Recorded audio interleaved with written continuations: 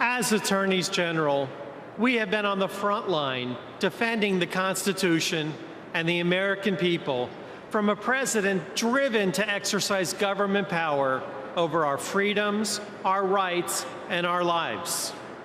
We know that the Constitution limits federal power, but President Obama clearly believes those limits just get in his way.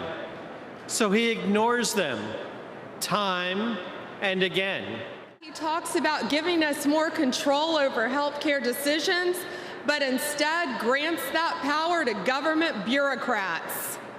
He claims that government is responsible for private sector success, but the only thing he is building is bigger government. I want to clear the air about something that has been said. People wonder whether guys like me, an evangelical, would only support a fellow evangelical. Well, my friends, I want to tell you something. Of the 4 people on the 2 tickets, the only self-professed evangelical is Barack Obama.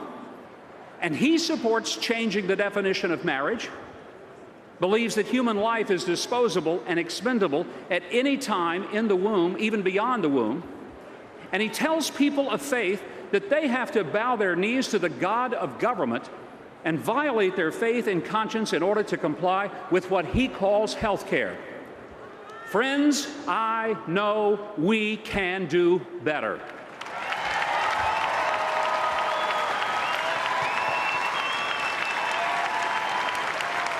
Let me say it as clearly as possible that the attack on my Catholic brothers and sisters is an attack on me.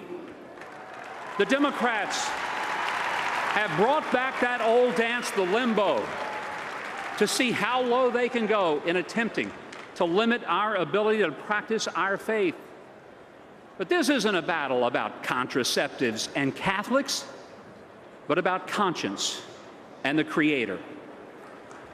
Let me say to you tonight, I care far less as to where Mitt Romney takes his family to church than I do about where he takes this country.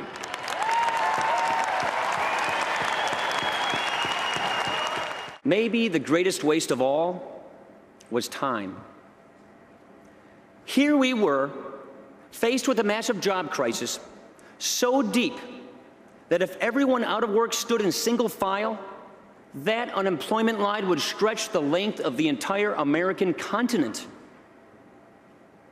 You would think that any president, whatever his party, would make job creation and nothing else his first order of economic business. But this president didn't do that. Instead, we got a long, divisive, all-or-nothing attempt to put the federal government in charge of health care.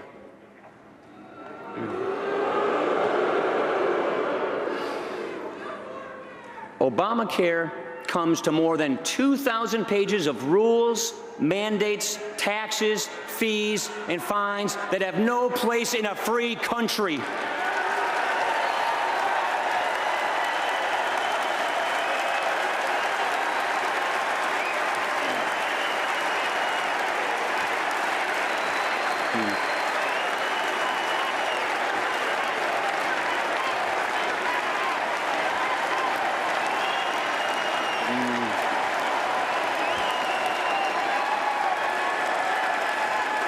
That's right. That's right.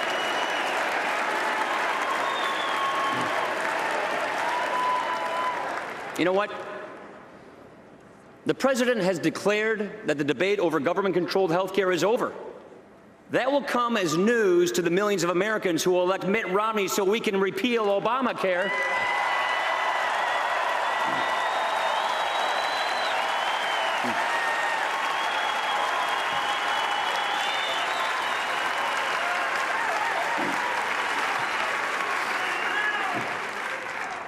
And the biggest, coldest power play of all in Obamacare came at the expense of the elderly. You see, even with all the hidden taxes to pay for the healthcare takeover, even with the new law and new taxes on nearly 1 million small businesses, the planners in Washington still didn't have enough money. They needed more. They needed hundreds of billions more. So they just took it all away from Medicare. $716 billion funneled out of Medicare by President Obama.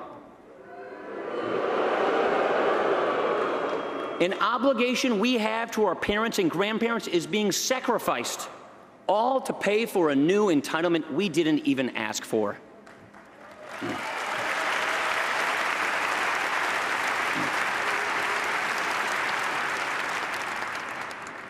The greatest threat to Medicare is Obamacare, and we're going to stop it.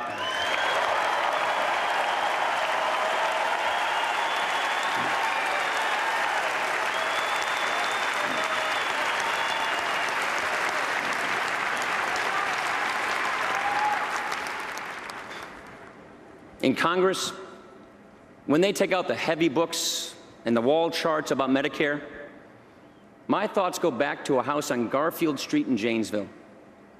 My wonderful grandma, Janet, had Alzheimer's, and she moved in with Mom and me. Though she felt lost at times, we did all the little things that made her feel loved. We had help from Medicare, and it was there, just like it's there for my mom today. Medicare is a promise, and we will honor it. A Romney-Ryan administration will protect and strengthen Medicare for my mom's generation, for my generation, and for my kids and yours.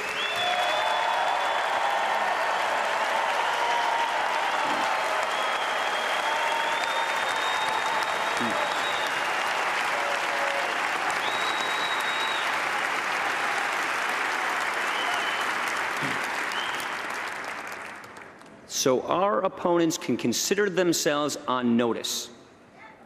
In this election, on this issue, the usual posturing on the left isn't going to work. Mitt Romney and I know the difference between protecting a program and raiding it. Ladies and gentlemen, our nation needs this debate. We want this debate. We will win this debate.